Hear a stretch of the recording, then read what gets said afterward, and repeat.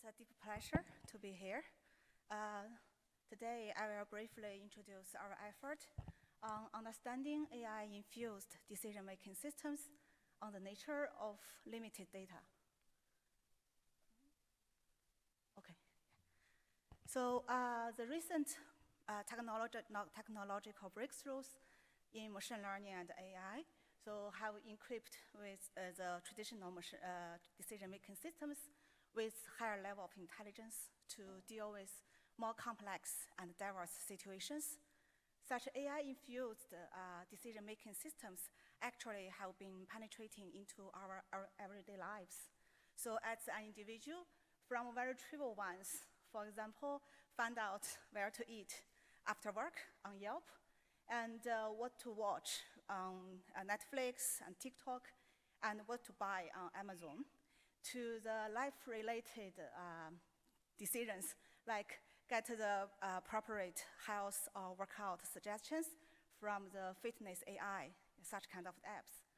And on the other hand, the national agencies and the business also rely such decision-making systems to help with the decision-making processes in their practice.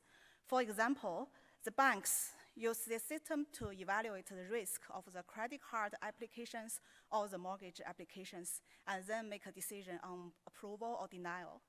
And the cybersecurity, actually, these kind of systems have been, I think, playing more important role in helping the operators to produce the mitigation course of actions to deal with any potential cyber threat or cyber anomalies. So not to mention the wide adoption in the law enforcement and the healthcare. So the success of AI, machine learning, especially deep learning, one of the key factors is the large-scale data sets. So theoretically, we can have the large-scale data sets from every dimension of our lives, thanks to the technology, right? For example, IoT, Internet of Things, social medias, the web. So the data is has quite a lots of different formats, like the numbers, facts, observations, measurements, quantity, graph, and information. But, so practically, it's actually difficult for us to collect the sufficient and high-quality training data due to the security, privacy, and safety, some other related concerns. For example, there is an increasing concern about the social media data. So such kind of data actually contain lots of clues that can be deciphered to infer the attributes of the users who produce this data. And another example about the safety, we can imagine a new drug discovery. So we need to find out the effectiveness of this new drug as well as potential side effects, right? But due to some potential toxicity or low activity or some lack the biological information on this new molecule structure, so you can imagine it's hard for us to perform the large-scale clinical trial to collect the sufficient data. So therefore, actually, the most common situation for us to deal with is we only have very few samples with supervision information in our real practice.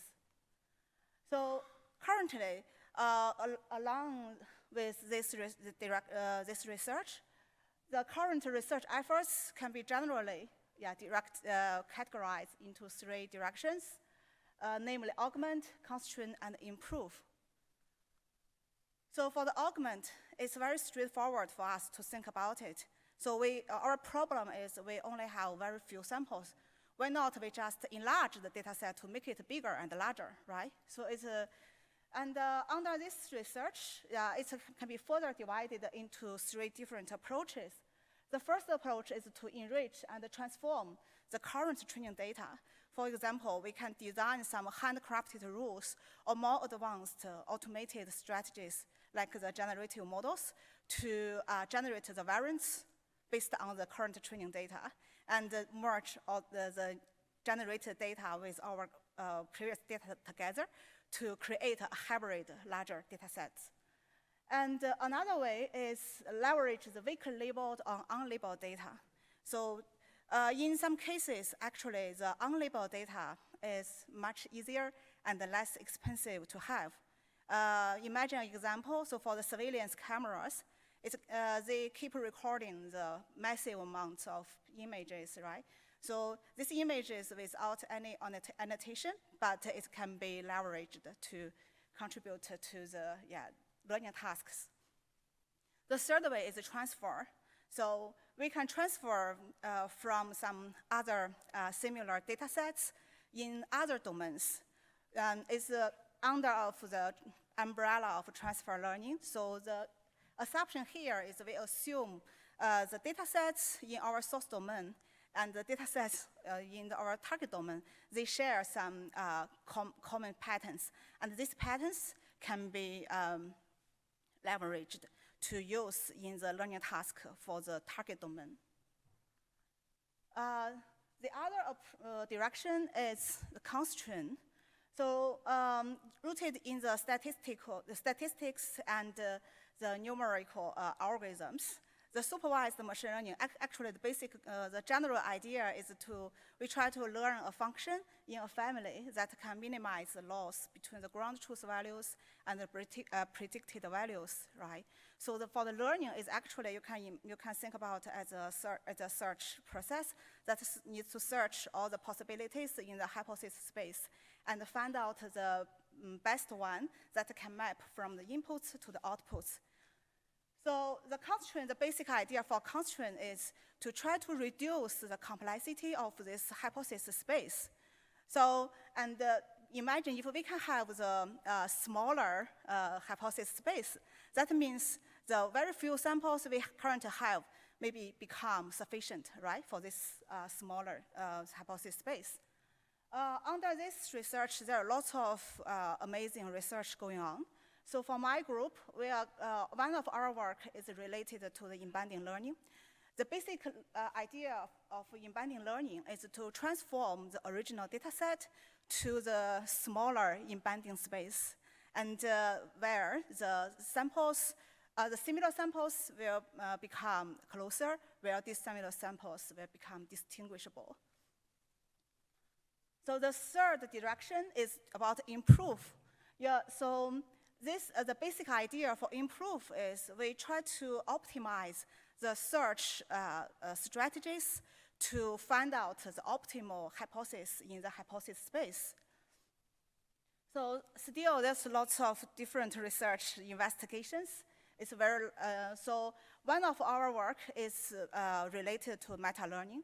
So our goal is to learn the meta-global parameters, and these meta-parameters can help with learning to building up a good model initialization.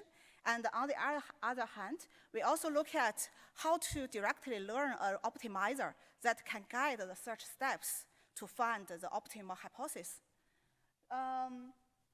To further improve the generalization and to speed up the optimization process, we also integrate the task-specific memory networks. And currently, we are working on an extended challenge under this category. So we already know we have the large hypothesis space, but we only have very few samples. So how can we ensure the predictions still can have the high confidence, right? So it's related to the AI uncertainty. So I think this is a very key factor that can affect the AI adoption in reality. So currently, we are investigating on the neural process model, the neural process families, to deal with this challenge. So lastly, I would like to quickly conclude my today's speech by sharing a little bit about our research roadmap and the research vision. So we strive to do the twin-win research. So on one hand, we try to develop the theoretically sound research that can be published on the top venues. And on the other hand, we are also investigating how to apply our machine learning methods to serve the real-world applications. So today's speech is related to our current progress under data efficiency and generalization. And we are also currently working on the explainability. And lastly, I just want to stress, I'm a believer, so the technology is nothing without the soft touch of the humanity.